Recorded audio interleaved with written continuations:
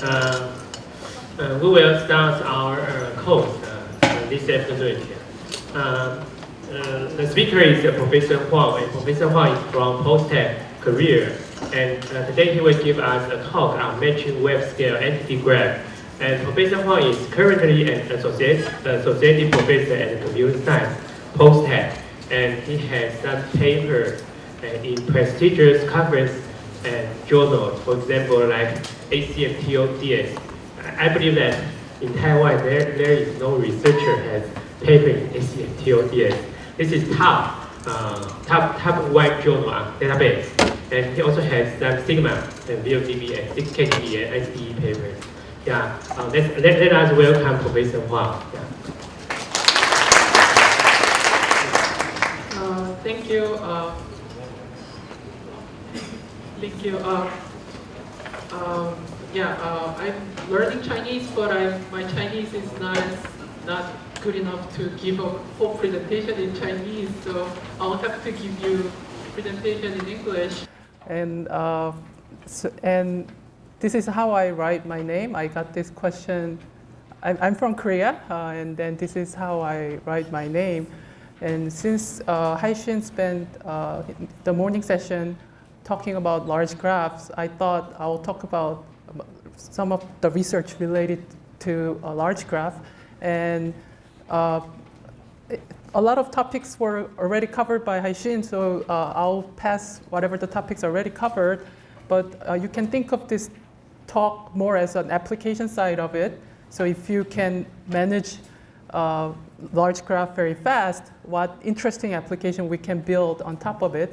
So hopefully you'll find that interesting.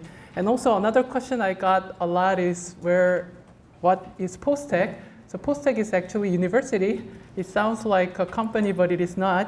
So it's Post-Tech, so PO is Hwang, which is the name of the city. So we are located in the southeast part. So I think if you have had a chance to visit Korea, I think most of you visited either Seoul, which is the capital city of Korea. A lot of universities are there and lots of people are there. Or some of you have visited our island, Jeju Island. Or some of you have visited Busan, which is another big city in the south part. We are close to Busan, and right next to us we have an old capital city. So thank you. If you have a chance to visit us, visit Korea, consider visiting us. I think compared to the universities you are from, we are very young. We are only 25 years old. We are established in 80s, and we are very small. I'm from computer science department. It's computer science and engineering department. Every year we get 30 students in the undergrad class, and there are 21 professors, so it is like 1-to-1. So we are very small, and we are also engineering school. So we only have about 10 departments that are related to science and engineering, and computer science and engineering are one of those 10. And recently we got ranked top 1 in the Times university ranking for the young university, which was founded after 1962. So we were number 1, and then there is KAIST at the number 5. I think this is another school, engineering school that you probably heard of, the Korean school, and that's where I studied before I go to the US as well. So these are the engineering schools we have in Korea, and I wanted to introduce in this chance. Okay, let's see, can I get rid of it? Oops, cannot. Okay. So this workshop is about big data, and I think many of us are database people, and we are fighting with data like this. And Microsoft, Haixun is coming from Microsoft, and they are fighting with this. Google is fighting this. I know a lot of you are from Yahoo. We are also fighting with large data. So people complain that information overload is a problem, and so people describe this using the expression like, since the information is too big, finding what you want is as difficult as finding a needle from a big haystack. But I think it is even harder because haystack you can take all the time, right? So here you took like 60,000 seconds and it's fine. But as Haixun also mentioned in the talk, in software environment, users are willing to wait 1/4 of a second or not more. So we need to find the needle in the haystack, and we have to be very quick. It should be less than a second. But the saying what I like is that, well, why information overload has to be the problem. It is actually blessing or opportunity. We have lots of information. But what's failing is a filter. So we need good filter, and we need instant filter to find the needle within the 1/4 of the second. And I think Haixun's talk was about when there are billions of nodes, graphs in the graphs, there are lots of techniques we need to do to be able to filter right and fast. And so this is my lab. I've been with Postec for 7 years, and these are students. My research area has been mostly about filtering in the context of ranking. So as Google ranks the result, I've been working on problems where people have different criteria for ranking. So I try to learn that and then process the top result fast, so that even though there are millions and billions of documents or data, I could provide top 10 or top 5 within 1/4 of the second. So that was the filtering problem. And then there is an application side of it. And I think the point I want to make today is that if you have a big data and if you handle this filtering problem, then you probably have a solution, a very new solution, with a better solution for a very difficult known problem in computer science. So this is the point I want to make. And so I'll give you an example. So for example, I'm going to Taipei tomorrow, and I don't know how to get there yet. I'll have to search about it. I'll have to study about it. And well, it is a shortest path problem, and we talked about this a lot in the morning. And then the existing approach will be modeling the road network of Taiwan and representing that as a graph, and then do the shortest path. And even this algorithm is very expensive and hard to do when graph is large. And also modeling the Taiwan road network is not easy. And this problem gets even more difficult if you think about, consider the context. So for instance, I would think taking a high-speed train will be the best way to get to Taipei, which is probably true in most cases. But if it is too late, or if there is no train on certain day or strike or something, then maybe other means will be better. So there is a context. And so you have to model that too, like what are the train times and when they operate, when they rest, and so on. And that is a very heavy modeling problem where optimization is very difficult. But I know there are lots of people working on trajectories. And if you have collected all the trajectories from Taiwan, then maybe like there is a huge corpus of like millions and billions of trajectories. And if you have a good filter, then this probably you don't need to know about what kind of road network there is or what kind of train timetable is there.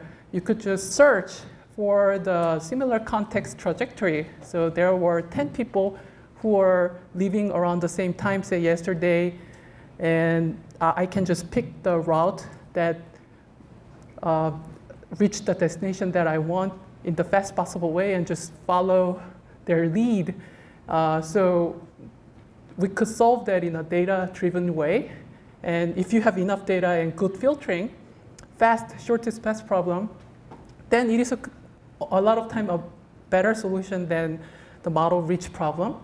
And another example, I will not talk about this a lot here, but another example is software code.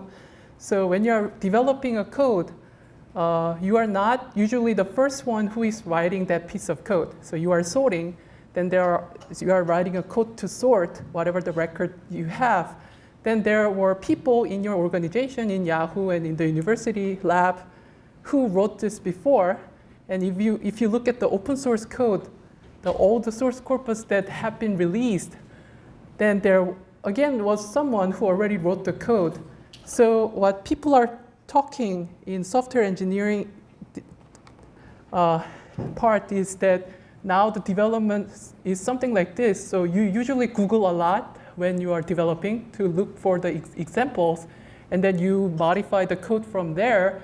So what people have been suggesting is that this kind of search should be embedded to your development toolkit, whether you use Visual Studio or Java Eclipse. So if you're developing, then at the same time, this is actually search for the large corpus of the code that has ever developed in the open source environment or your organization.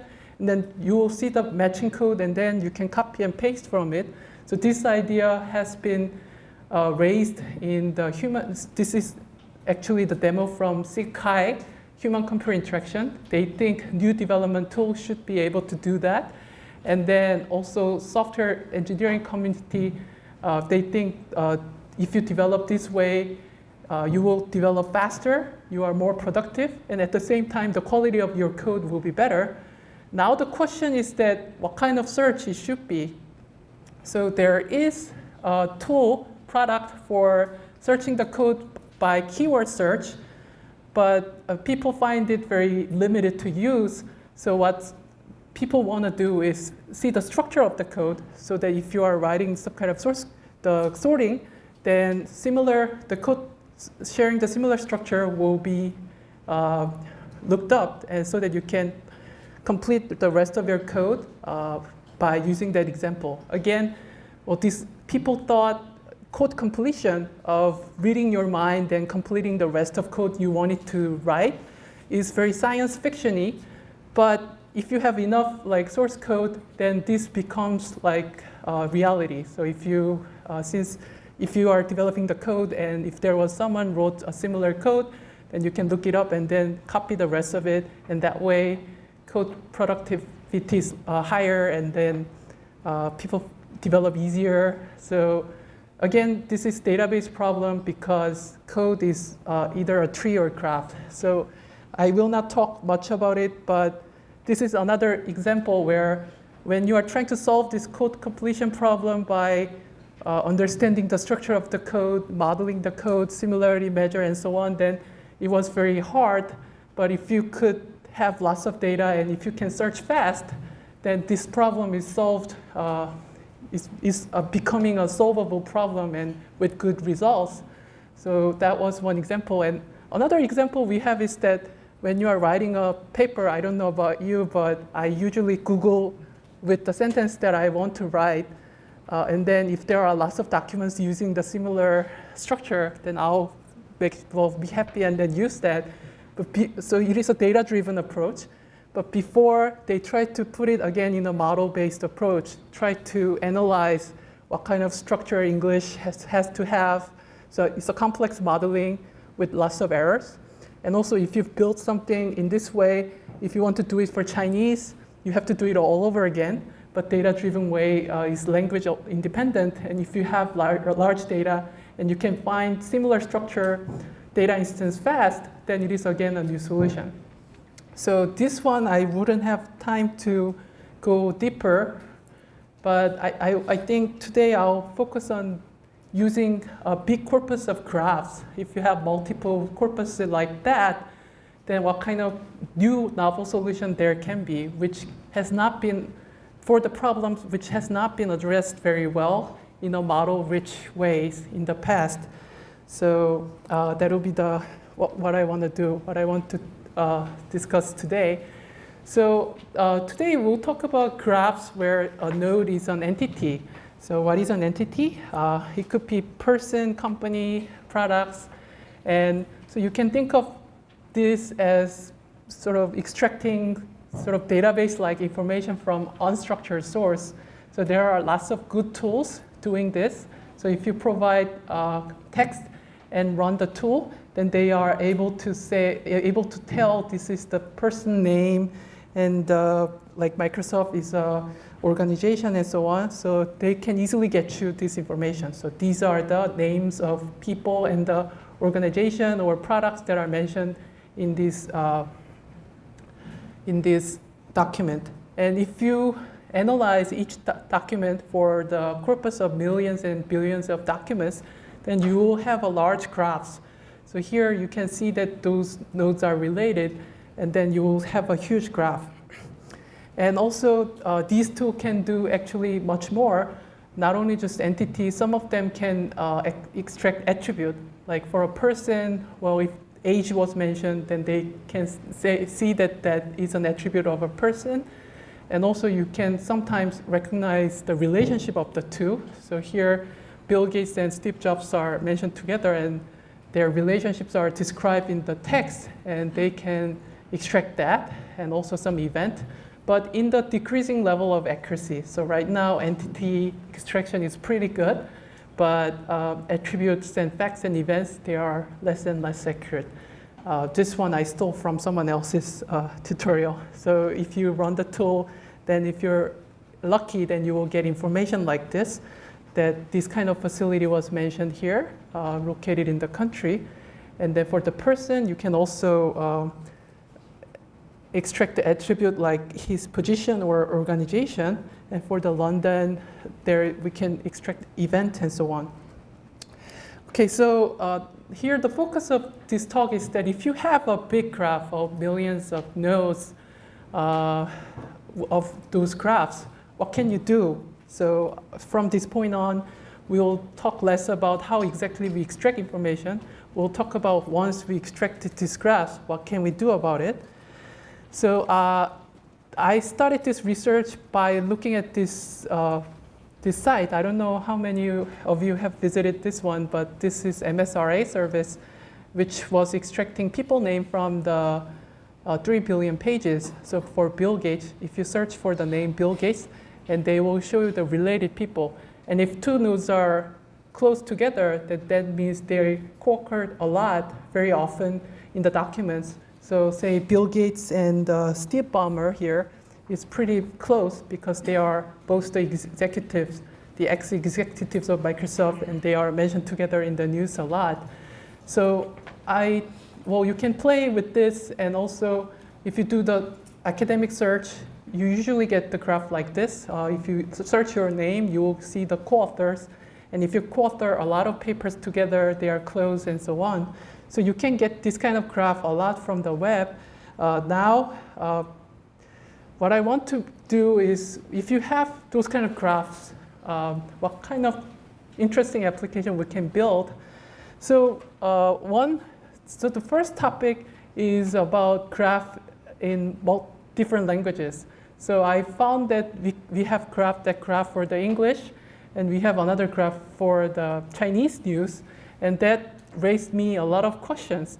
So if Bill Gates and Steve Ballmer are close in English news, are they close in Chinese news as well? If they are, then can we sort of use that symmetry for solving some interesting questions? So that was the research question I had. And as for answering that question, we could get solve the translation problem. And another topic is about aligning name graphs and the social network graph like Facebook or Twitter. This research has started from actually reading security papers. So there was an incident where some search engine company released search logs. Of course, they were careful and eliminated all the private information, but apparently that was not enough. Even though there was all the personal information was deleted, you could tell based on a set of queries, you could tell a lot of cases you can pinpoint whose log it is. So that is leaking a lot of privacy. So that was a very well-known incident. And then in the security paper, they also talked about graph data. So let's say if you are the CEO of Twitter, and if a lot of professors want the Twitter information, then would it be safe if you eliminate all the ID and then just release the connection information? So with all the information deleted, this looked pretty harmless. But what this paper found out is that Well, even though you anonymize it, if you look at another social network graph, and probably you can align it in some way so that you can sort of figure out, well, this person who is following a lot of people might be A in the Twitter network. So you can sort of join the two graphs and sort of figure out this node is likely to be A just by looking at the topology.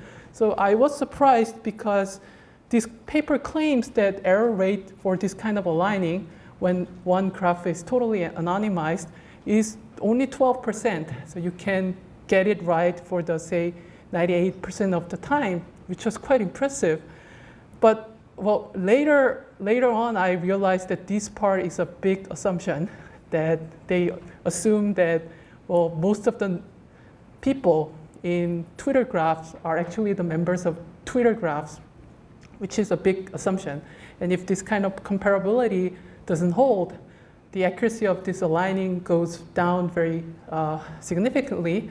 But this I found out later. But when I read this paper, I was quite surprised. And well, if you can align after anonymizing one graph and do it this well, then maybe you can, well, when you are mapping sort of English graph and Chinese graph, well, a lot of cases, it is easy to get the right translation of Bill Gates' very famous people from the news.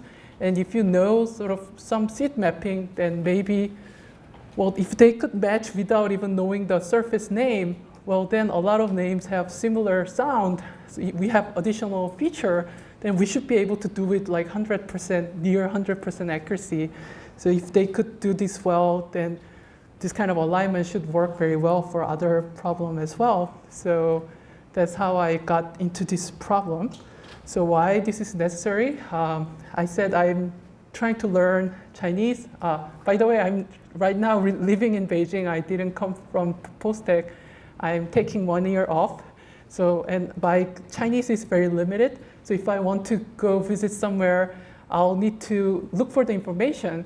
But if I look for the English name, I get very little info. So I'll try to write how that sounds and then usually pin in, and then usually they can find those Chinese local information, which is much richer. And then I'll try to read it, make some sense out of it, or I'll try to do the automatic translation, and I get much better information. So right now, it is very important to support multilingual access, but it is easy to, well, relatively easy to translate some common word, but name it is hard because there are, because of these challenges. So for example, well, this is an easy example, like Bill Gates' Chinese name is easy, and there are lots of data supporting this, lots of evidence supporting this, but name translation is hard because it is, if you just take a look at the sound, you cannot tell which one is better. They are both sound very similar, and so, and also there are multiple ways to spell it. So Taipei is spelled PEI, so the translation should find it, but like in pinyin it will be BEI. Well, they are quite similar. Which one should be the right translation? For Steve Jobs, this has to be this one, but how do we know when there is ambiguity like this? And this is also a big problem because this name, well, my name is, my English name is phonetically similar to my Korean name, but one day I can just decide to call myself like Claire. And from that point on, the system should give me Claire as the right translation. So Jackie Chan, Chang-Lung, he decided to call himself Jackie Chan.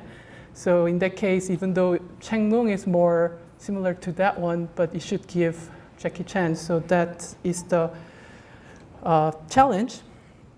And I think this is the point I want to make. So for the problem like this, you can either go for model rich. So there was lots of NLP papers trying to model the sound of it, some phonetic model for Chinese and English. They built very sophisticated model and so as the end product of this research, you get this function f.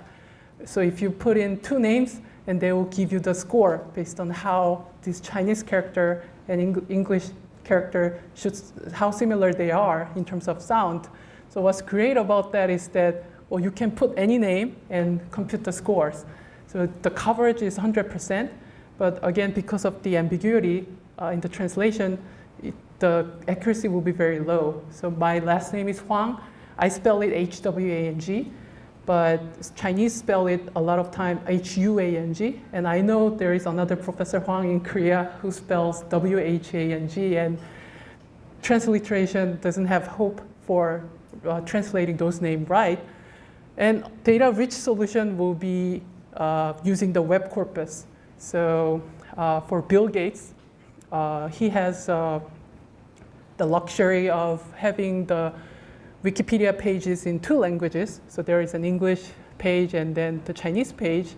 And if you can match the name based on data, then you can say this is pretty much 100% correct. And or if you have a newspaper saying, Chinese newspaper showing the English name in parentheses, you can do kind of pattern search and collect the evidence from the web. And this one, it will be near 100% accurate. So advantage will be very accurate, and you can do Jackie Chan Chung-Lung case.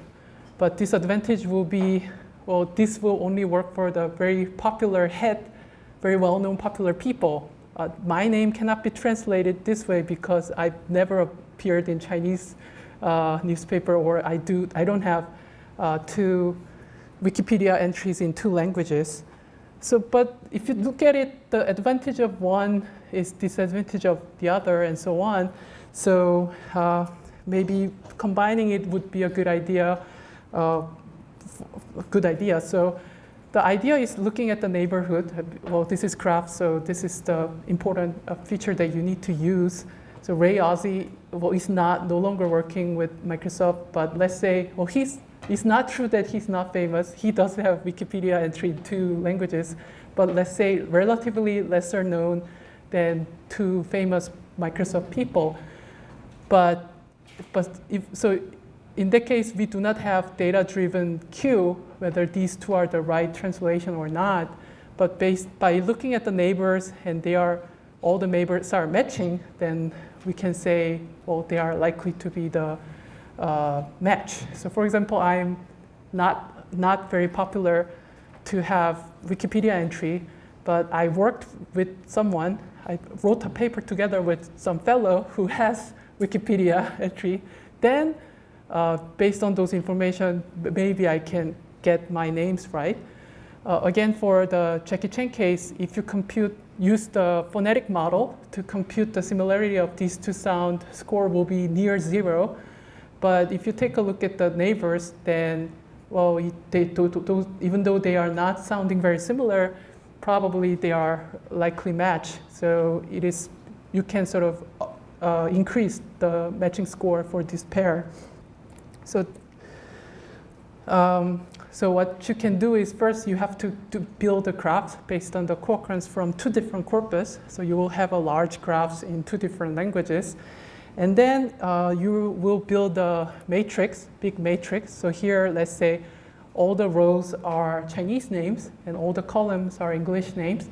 And the cell is actually representing the numbers, representing the likelihood that this row and this column is the right match. And initially, you can use transliteration similarity because you can compute that for any arbitrary pair. So you will just compute the phonetic similarity, and then you will complete this matrix. And then you can see that this cell for the Chung-Lung and Jackie Chan, even though that is the right match, their initial score will be very low.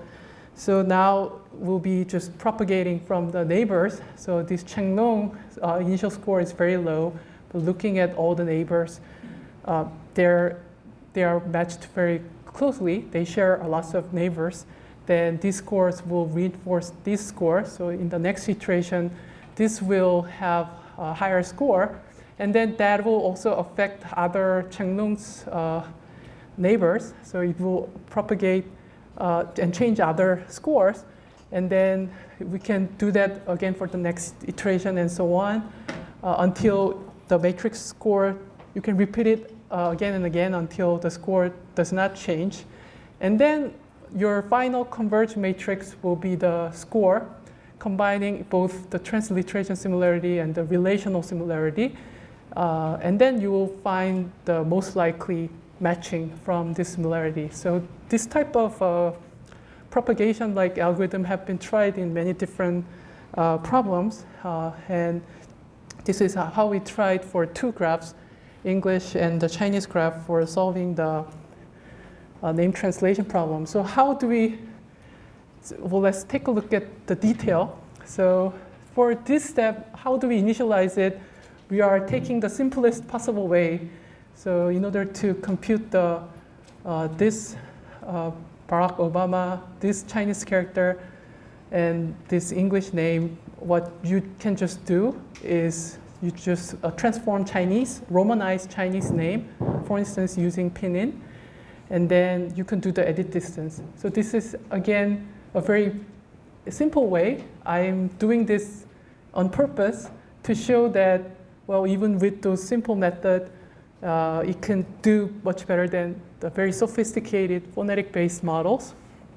Why is it bad? Because it is not considering like the phonetic similarity. So we know that PH sounds like F. So Francs and disfrancs, even though they look very different, they sound almost the same. So you need to model it in order to support that kind of notion. But if you do the edit distance, you are not doing that. So you wouldn't know. You will think France and France PH is very similar to F. You cannot know that. And this is my last name, Hwang. And well, both Hwang and this one is one edit distance away. But you can see that phonetically they are almost same, but they are very different. We cannot model that. You cannot model that until you have some rich phonetic model. But again, so that is the advantage of model rich.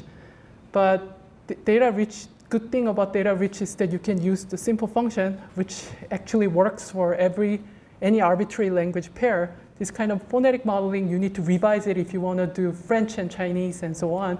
But this one is generic, and just combining that for the large data and supporting the fast processing, you can get a good enough result.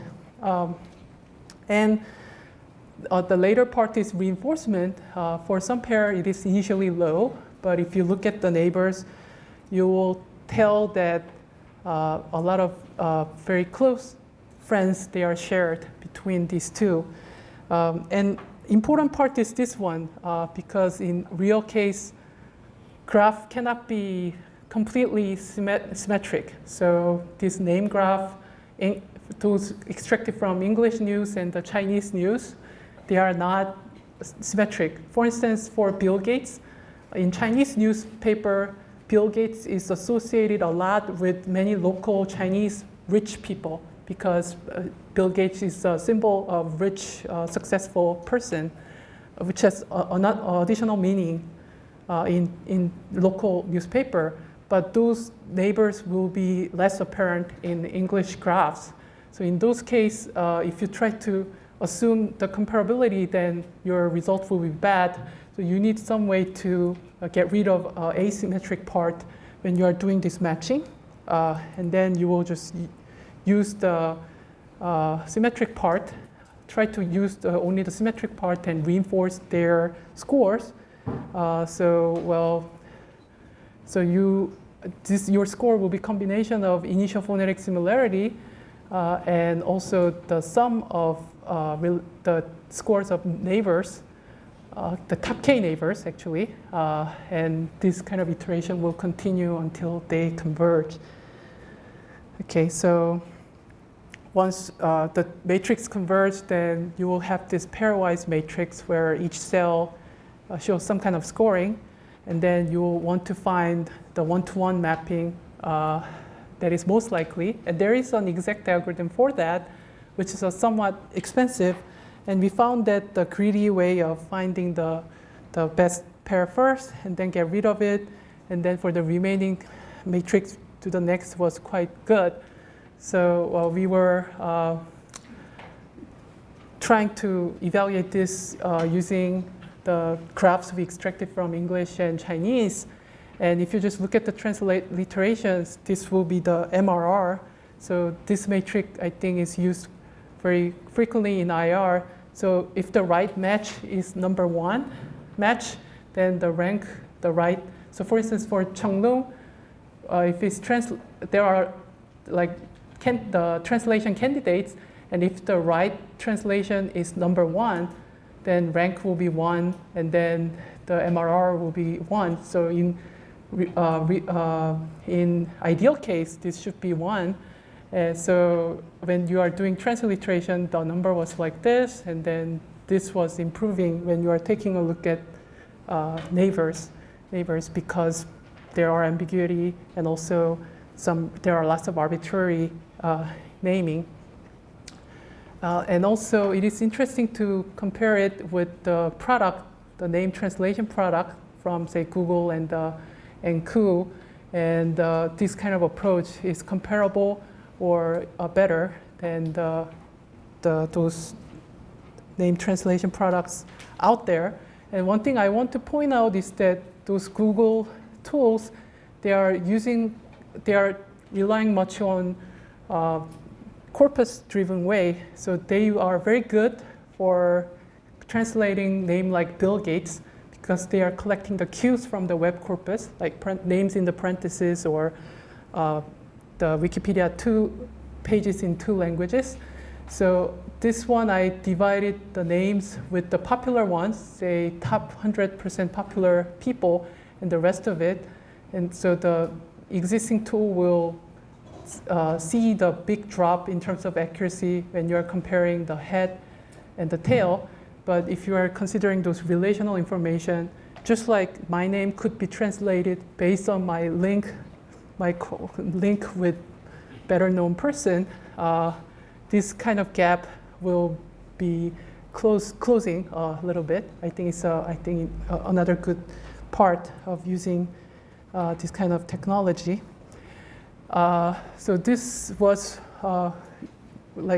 so I had like zero background in NLP. I do not know how to model the phonetic similarity, but if you are provided with a large data set, then just by aligning the 2 graphs, you could find the comparable, simple yet very high-performing solution to the problem. And actually, there are lots of additional features that we can use. So here, I was just using the co-occurrences, but if you look at the documents, then you will know that actually Jobs is related only to Apple.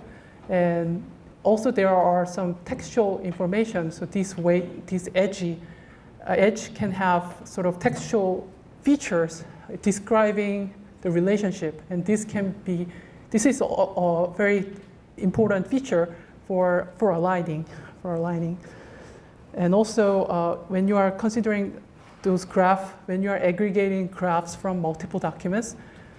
Another difficult problem is knowing Microsoft and MS is actually the same entities.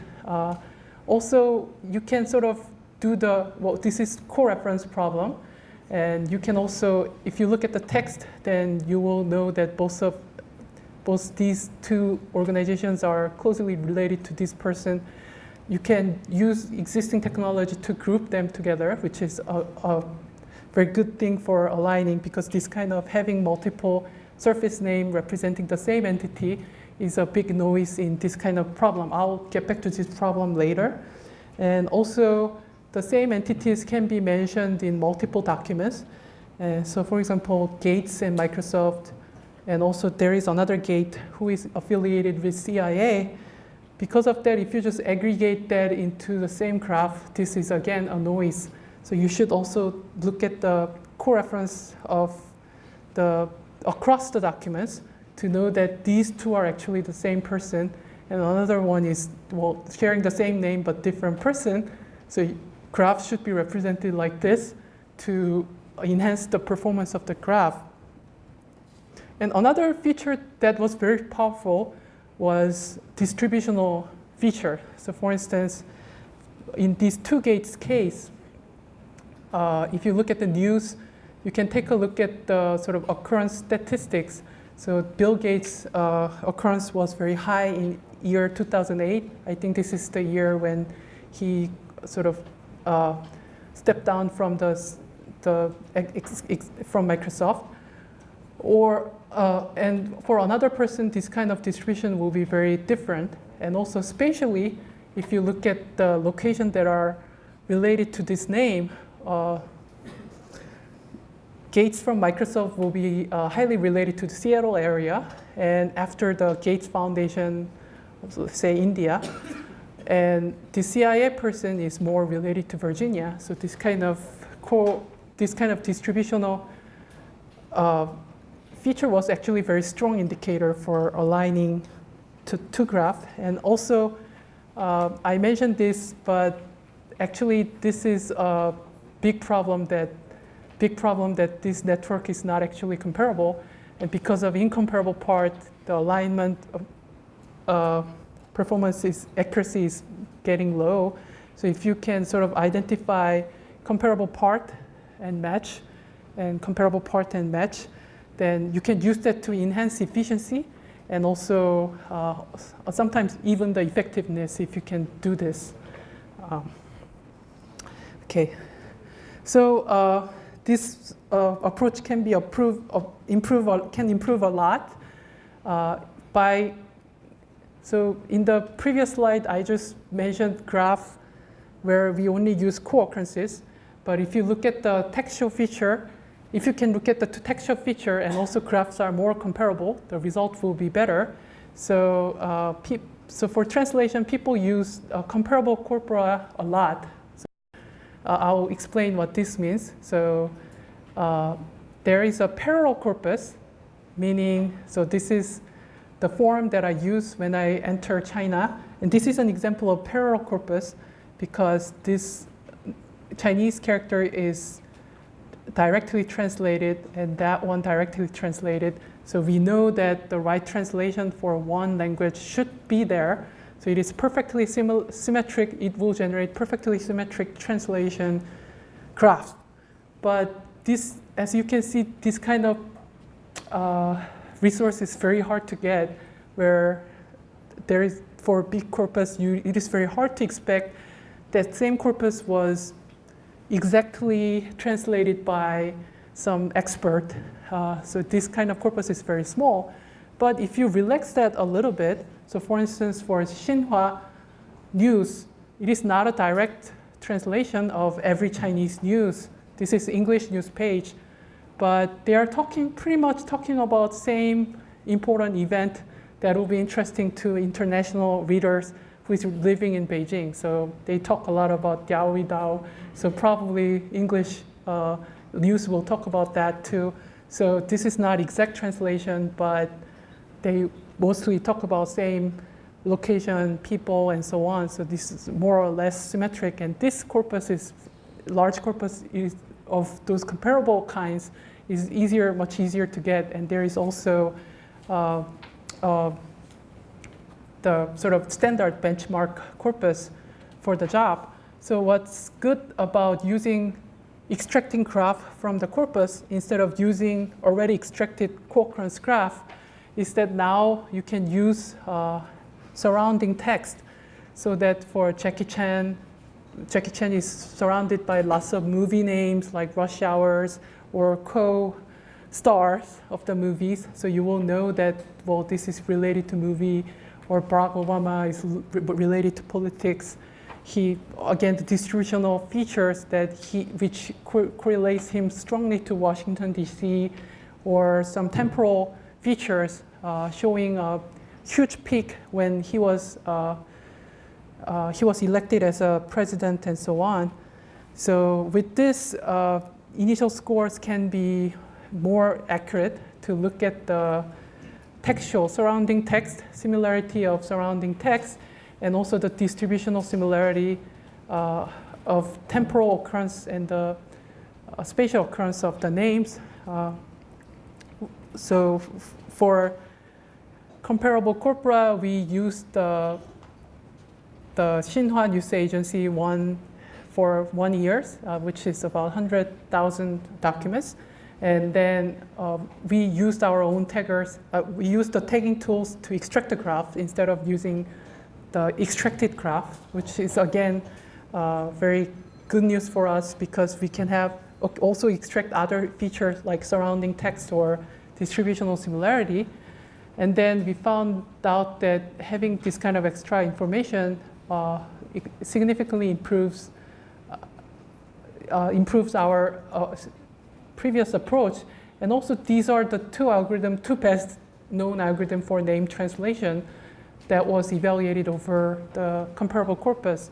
So I think this shows that, again, if you are provided with very large data and if you can match that in a reasonable time, then this could be a good solution for a very difficult problem. So another aspect will be how do we match. So again, I think this was already presented in the morning. So, well, it is very, these graph operations are very expensive. And if you are talking about millions, billions, and trillion, the algorithms are simply too complex and too costly. So again, for this problem as well, it is a good idea to partition. And we also discussed those partitioning techniques in the morning, so I'll try to be quick. So, well, you can either distribute the computation, or you can partition the data into multiple nodes. And then you need a partitioning method which is lightweight, and at the same time you should be balanced, and also you should preserve the edge. You shouldn't get rid of too much edge.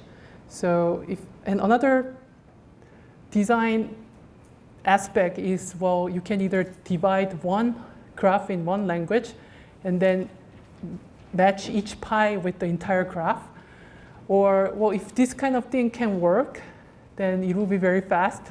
But this pi will be only compared with this pi. It will be very fast. But in reality, I think this was also covered in the morning talk. So it is very hard to do this kind of disjoint partitioning because some nodes are related to all the nodes in the partition. So more intuitive way will be sort of, what can I say, of sort of fuzzy partitioning. And this happens to be working well for this problem. So if you look at the accuracy and the performance, then if you just do parallelize the computation, then accuracy will be high, but running time will also be high. But if you distribute the data, then since you are pruning away the edges, the accuracy will go down, but running time go down much more significantly. So if you need to find good trade-off, deciding how to partition those data for this problem. Okay, any question about the first topic? Okay, then I think maybe we can take 10 minutes break, and then yeah, I think this is good time to take 10-minute break. Thank you. Okay, I'll continue on with another topic. So again, we are aligning the graph, but this time another graph is from social network, like from Twitter or Facebook. So what kind of problem we can solve? For instance, for Barack Obama, what we want to do is that if he is the active member of, say, Twitter, I want to find that and automatically find that and then put it in his entry. So or in the newspaper when Obama is mentioned, then maybe we can generate a link to his Twitter account to read not only the newspapers, but also his personal comments in the Twitter account. However, that is not easy. I think if you are a user of Twitter, I think you are familiar with this problem. Well, for instance, for Steve Jobs, he didn't tweet, but he had lots of Twitter accounts, which is generated by, well, which is basically a fake account. And then there was lots of incidents where journalists are sort of quoting from this fake account and write a newspaper article, which is a very bad idea for Apple. Then Apple can find a whole Twitter responsible for leaving those fake accounts. To avoid those kind of liability, Twitter has added a tag right here. Is it working? Okay. So for Barack Obama, there are also lots of fake accounts. But if Twitter leave those fake accounts, then well, this will cause lots of troubles. So what Twitter has put is this tag, sort of authenticating this account actually belongs to the American president. So I wonder how Twitter does it. Maybe they manually talk to the owner and then find out. But by the time we were studying this problem, there were about 200 accounts. Twitter sort of makes sure, manually guarantee that this account is authentic. So because of this problem, again, this graph is very hard. So one big problem is incomparability. So half of people mentioned in the newspaper, they do not have Twitter account. So this graph is not symmetric. So this is one big problem. And a lot of time they use some nickname or partial name. So it could be B. Obama or B. Obama 2000, which is very hard to match. And even when the Twitter account is using full names, because of the fake accounts and also the people with the same names, those we can match is very limited. So because of this problem, finding the Facebook account from the name is actually hard. So if you think about the security paper, this should be very easy, but in reality, a lot of accounts do not exist. So your matching algorithm should know that if that account doesn't exist in another graph, you should be able to tell you that. And when you are matching it, you need to be aware of the possibility that this account is fake and so on. So, well, if you just look at the surface name and match, there is no hope that you could avoid this kind of problem.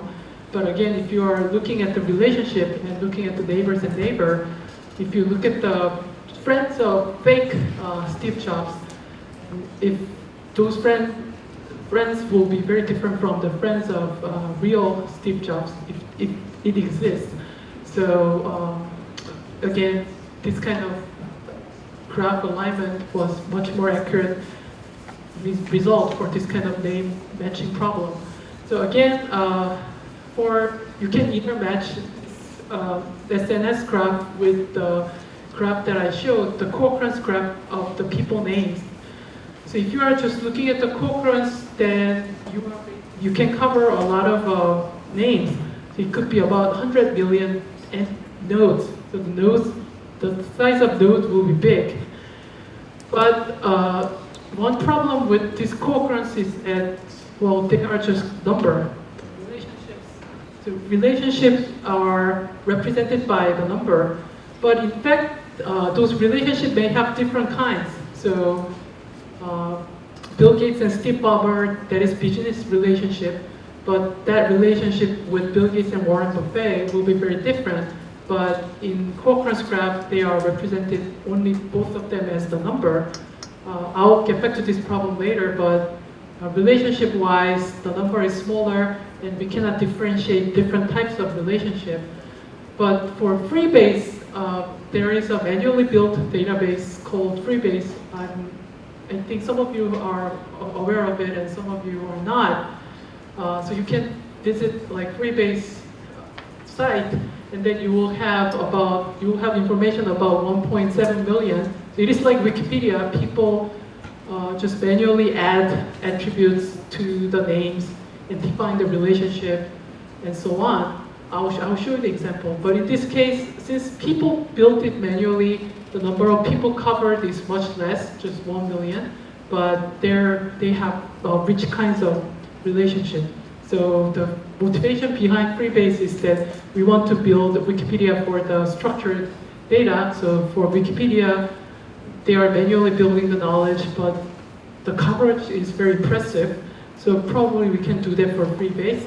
Difference is that we are manually building community structured data. So for Richard Feynman, people can add, if they know the sibling of Richard Feynman, they can add it to it.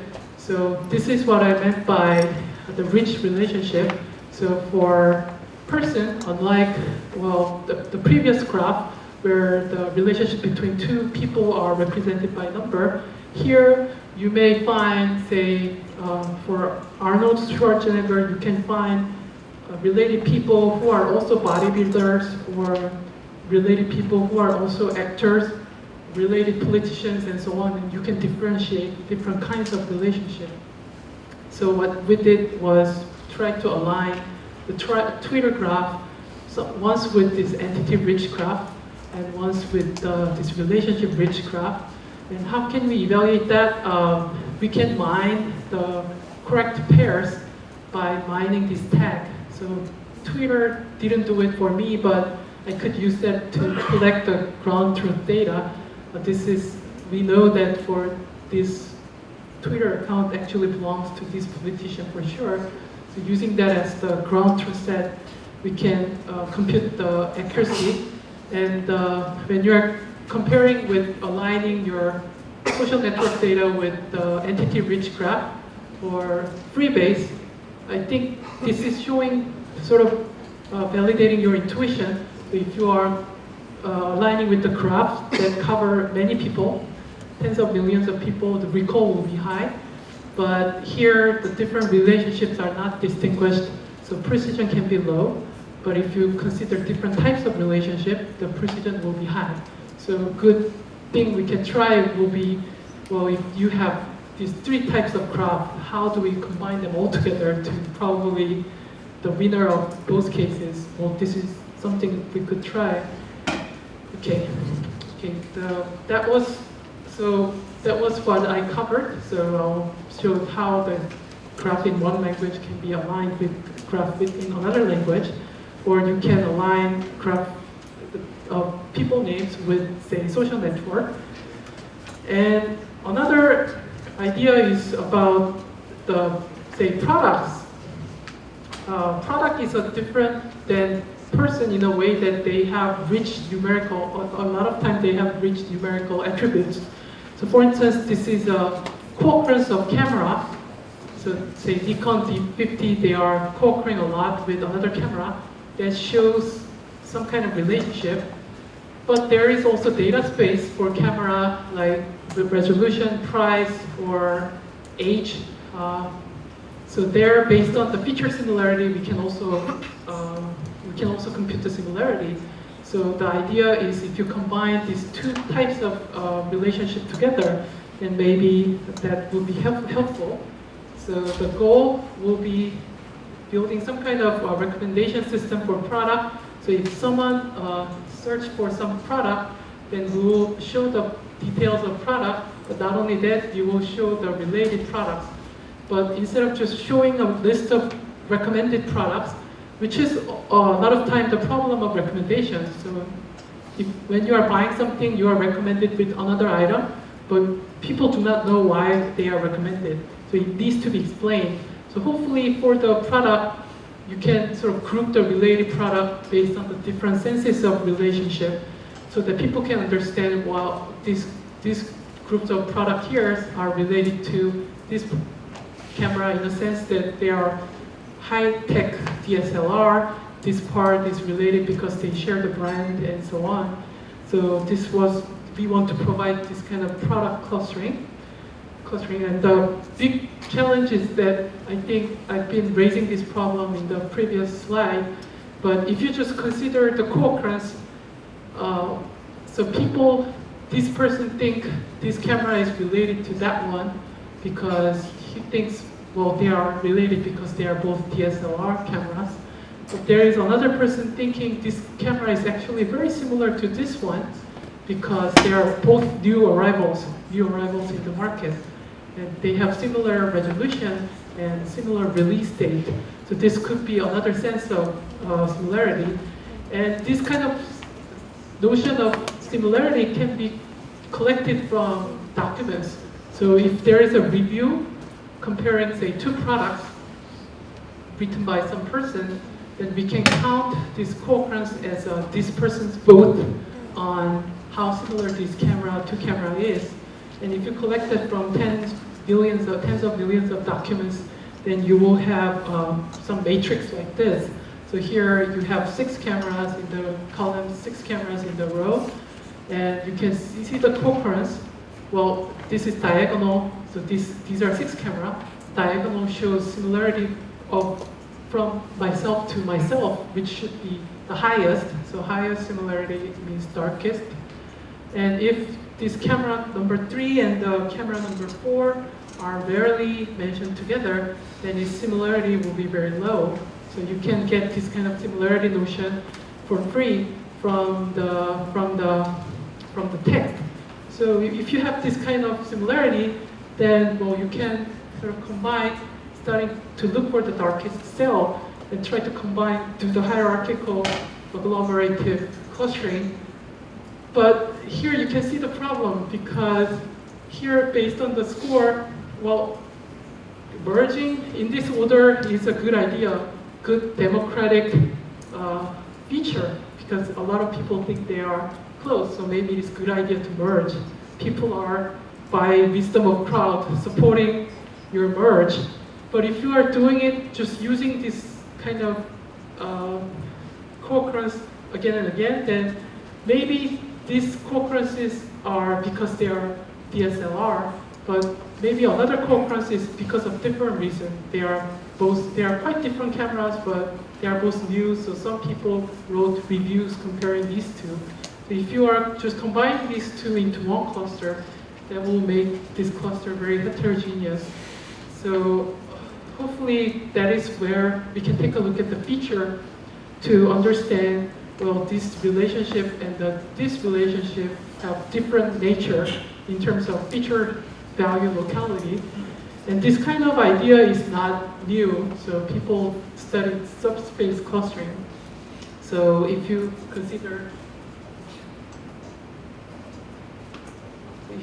the clustering problem in the whole dimension, then this kind of data will look like one big cluster. But if you take a look at the subspace, then maybe this cluster, these cameras are similar if you consider resolution and sensor.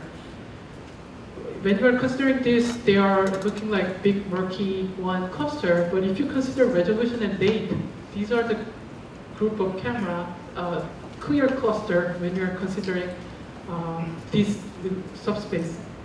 So I think this is in a way what we are looking for, that similarity, locality may have different kind of notions, and then different groups may have different reasons that they are close together. So if we can associate, we can identify the right subspace for the cluster, then when you are trying to combine like this cluster and that one, then maybe we can stop, whoa, maybe there are two different clusters you don't want to merge. So, but there is existing solution doing this, but they are usually very costly, because when you are deciding which one to merge first, you want to know what kinds of relationship these two cameras have. It could be any one of those possible subspaces, so you need to consider them, and then you need to so these two are, say, meaningful in some subspace, and this another one is meaningful in another subspace. Then can we say that this locality is higher than the other one, and decide to merge this one first, because similarity have different standards, and ranking that, deciding the one single merging order is not very robust. So that was the problem. So lots of existing solutions for ensuring the robustness. They are relying a lot on parameters.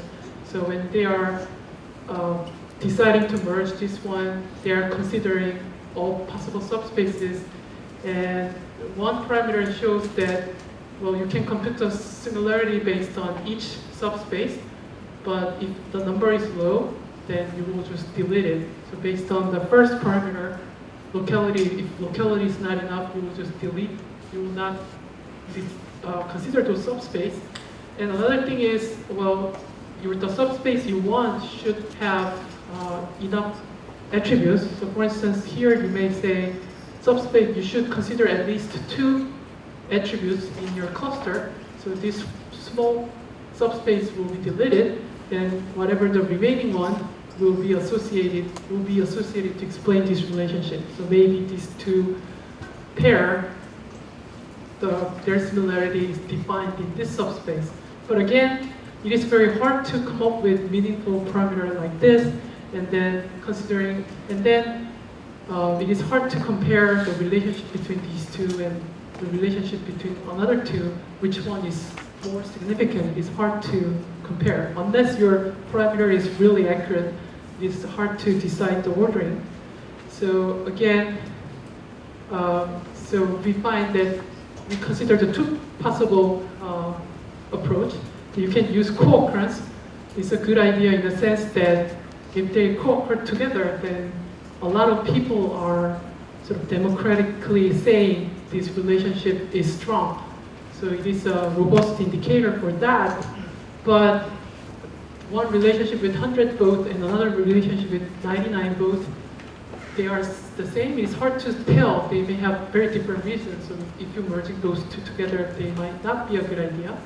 Feature-based similarity, you can discern different senses of similarity by looking at the feature subspace associated to the cluster, but it is hard to translate that into the robust merging order.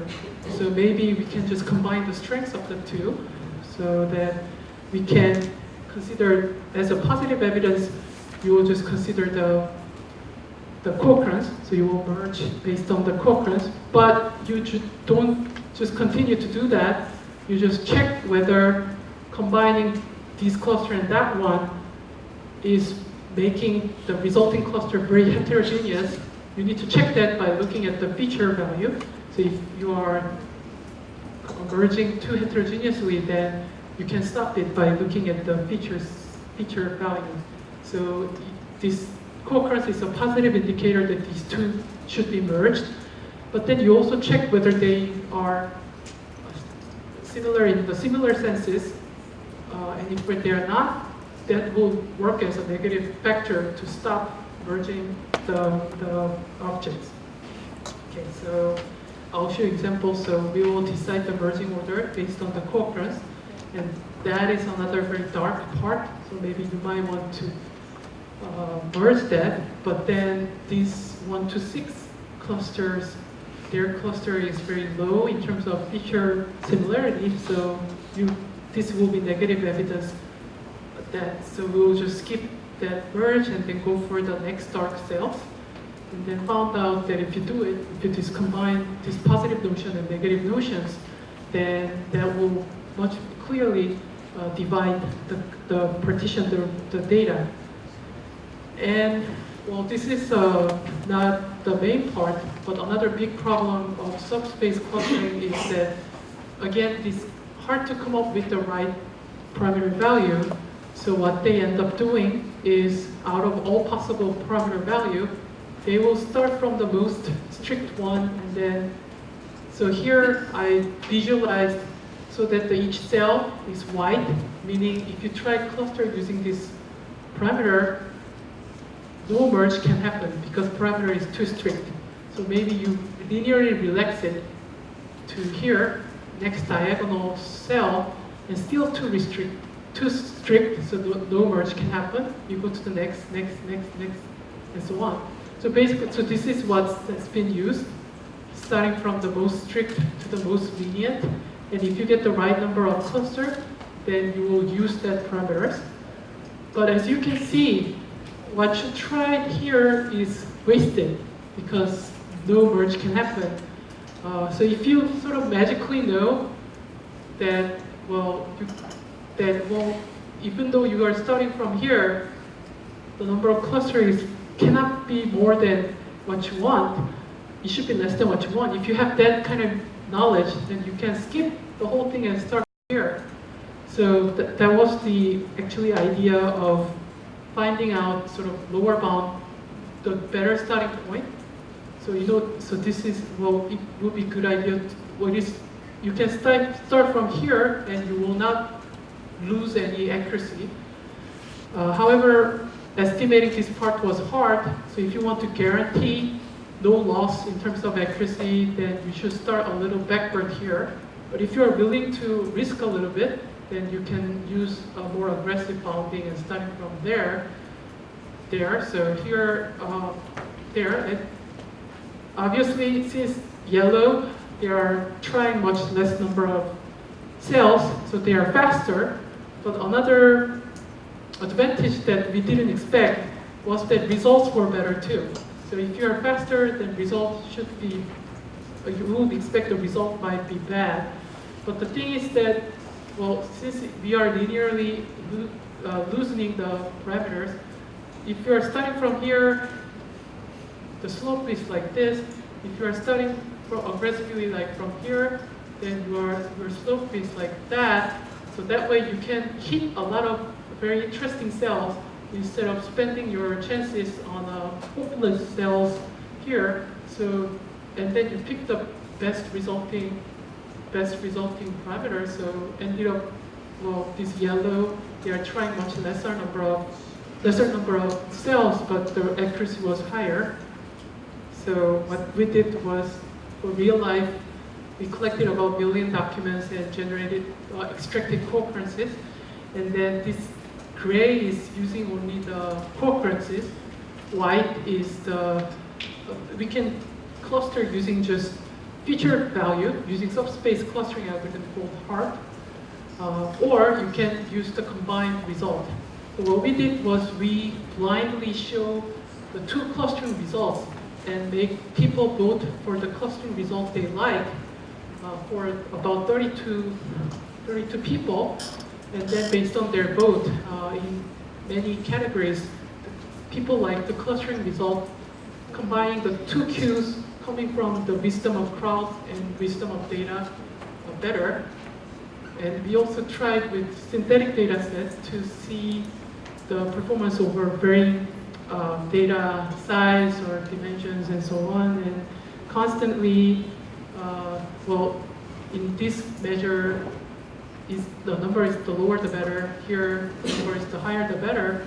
And in all cases, Hydra adaptive with adaptive tuning was actually the highest performing one over different cardinality and dimensionality. So, as we can easily get the co-occurrences for entity pairs that can be used as cues for similarity, but in many cases, these co-occurrences may have many different meanings. So using that alone is often not very desirable. So you need to combine that.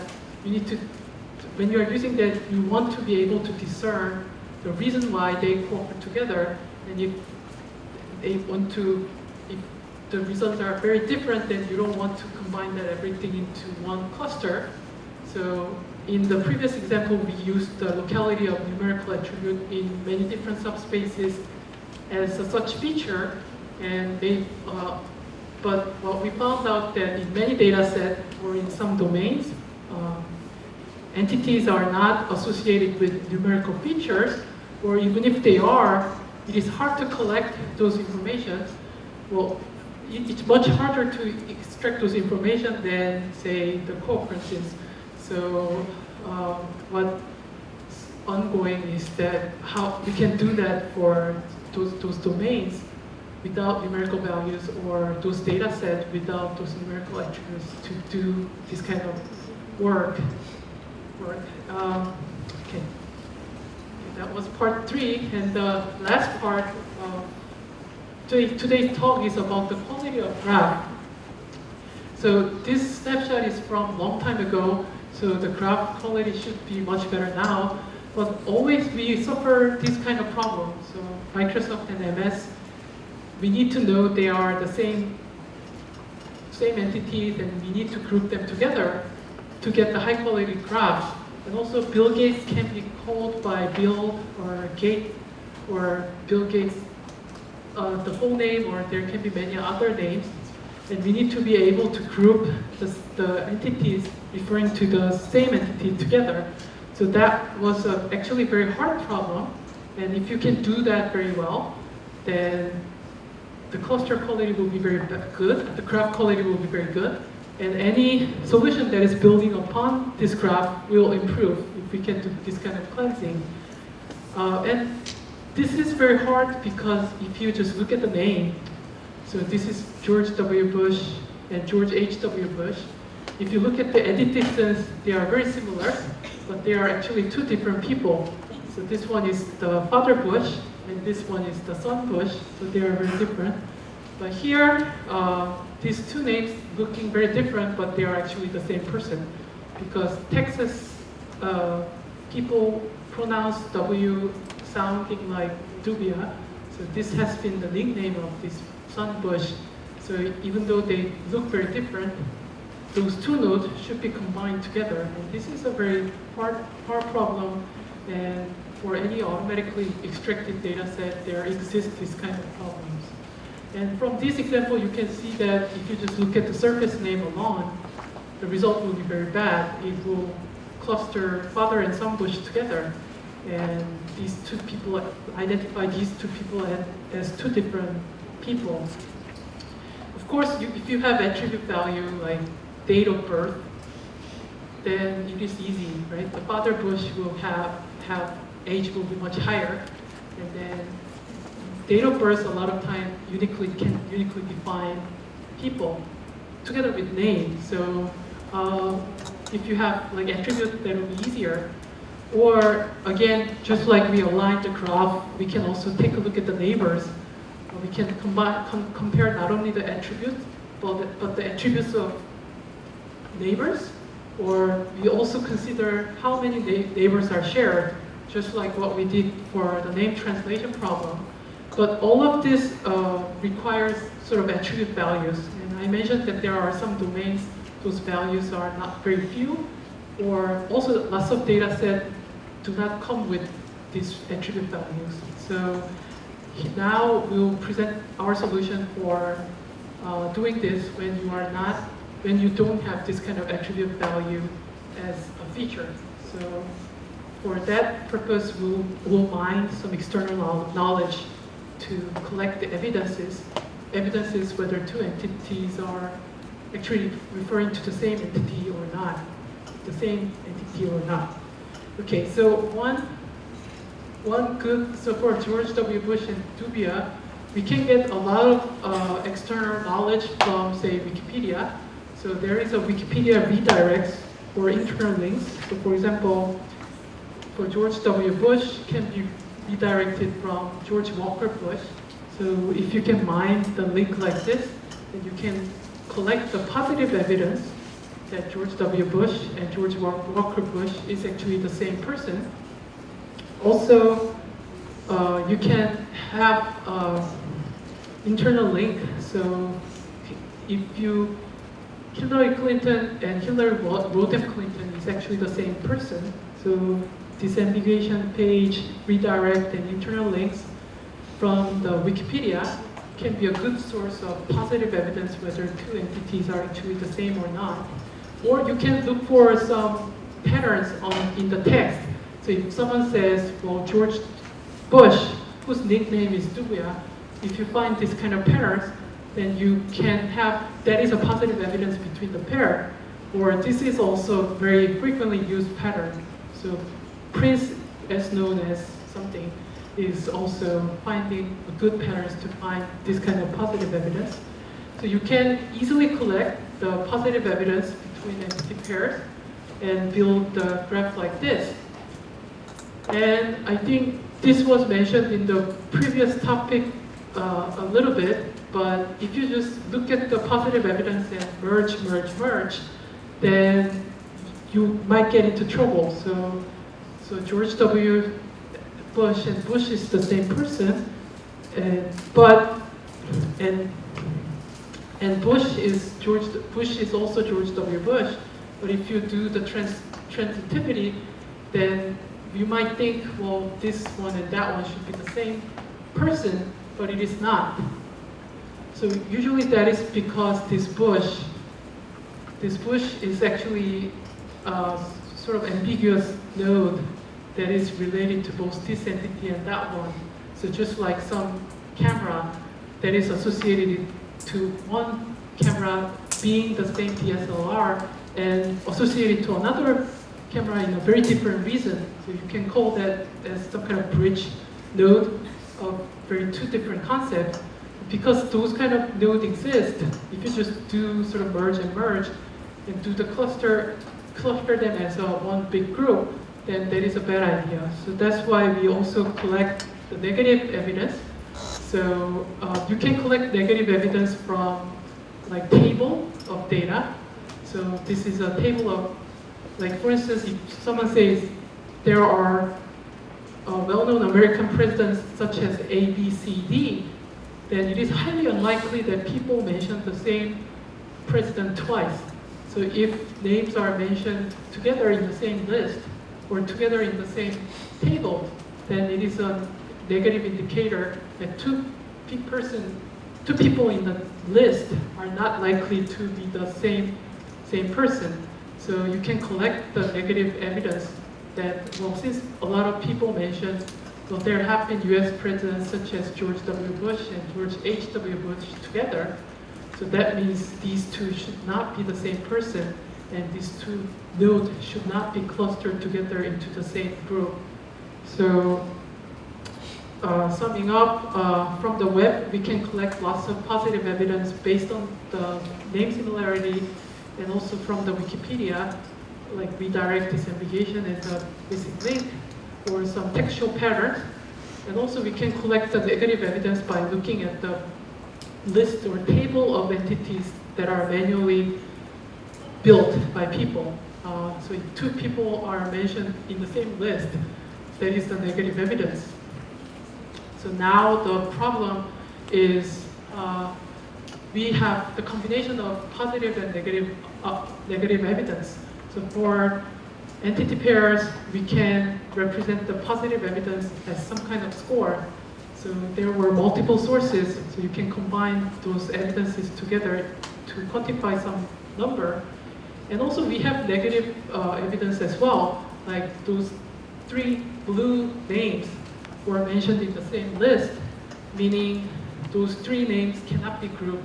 Any 2 names in this list cannot belong to the same cluster. And there are multiple lists like that, so we may have another orange set of nodes that cannot belong to the same cluster. So that is the negative evidence. So this problem is actually multi-way cut. So you are trying to find, so the graph clustering can be finding the cuts to minimize, so when you're cutting the graph, and then as the result you will get multiple connected components, and those components will be the clusters. So you are clustering by cutting the edge. But so there are 2 objectives. So first, when you are cutting the edge, you want to make sure not to cut a very high weight edge, because it is a strong positive evidence. So if you cut that, then you are losing lots of information. So you want to find the cut that is minimizing the sum of the removed edge weight, and at the same time you want to make sure the node of the same color doesn't fall into the same set. So this kind of problem is studied theoretically, but the exact algorithms are required like integer linear programming, and it's very expensive and cannot be used for the big graph. So what we tried was Monte Carlo algorithms. So the algorithm is working like this. So we are just adding, so from in the beginning, nodes are separate clusters, and we are adding one edge at a time, not deterministically, but probabilistically in proportional to the weight. So this one is likely to be added because its weight is very high, and you will just do that. And then, well, it is also similar to the topic 3, that you will just merge and merge and merge. But if some merge sort of ends up putting together 2 nodes of the same color in the same cluster, then this is disqualified merge. They should be skipped. And then you will continue that, and then as a result, you will get the cluster of results where all the nodes are actually referring to the same node. So in Monte Carlo, this is not exact optimal, but you are doing this over and over again and find the best cluster, then that is very close to the optimal result. So we evaluated this over a big graph with 16 million instances, and then I'll just briefly mention our evaluation results. So there can be many possible ways. The first one is you just use positive evidence and merge and merge and merge. And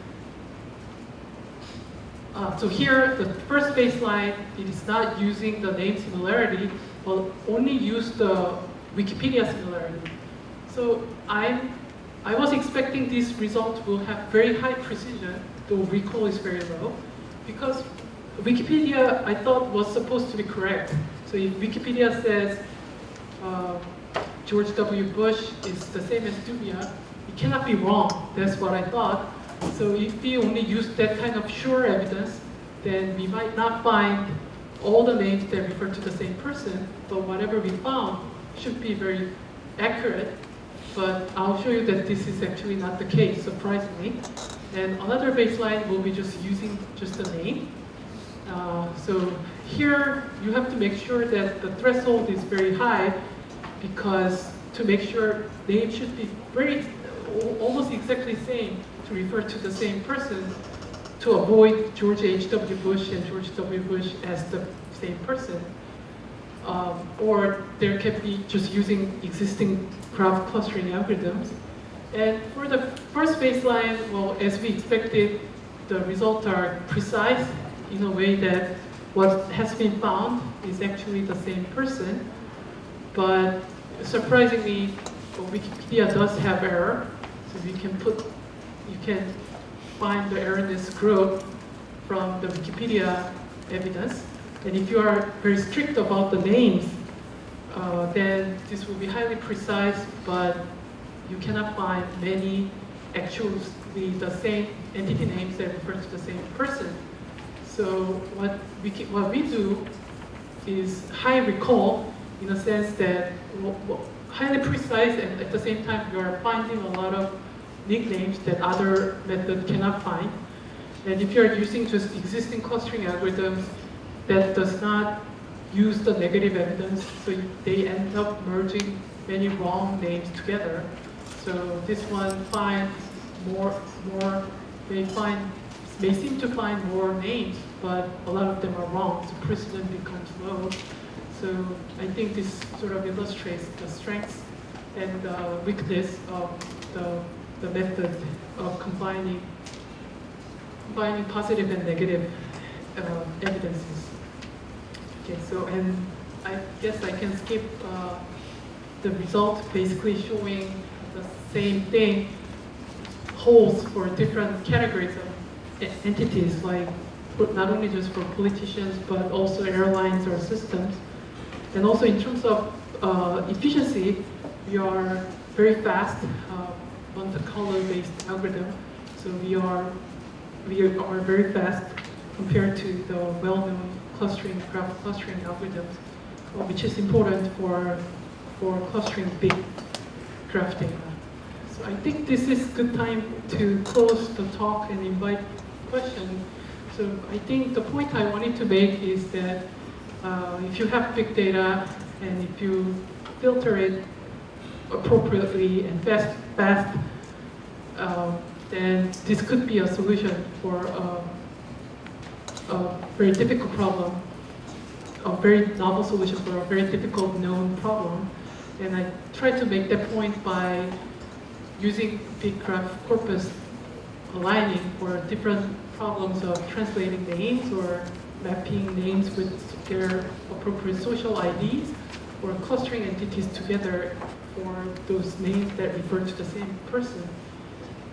All those problems are very difficult problems, and I think our finding was that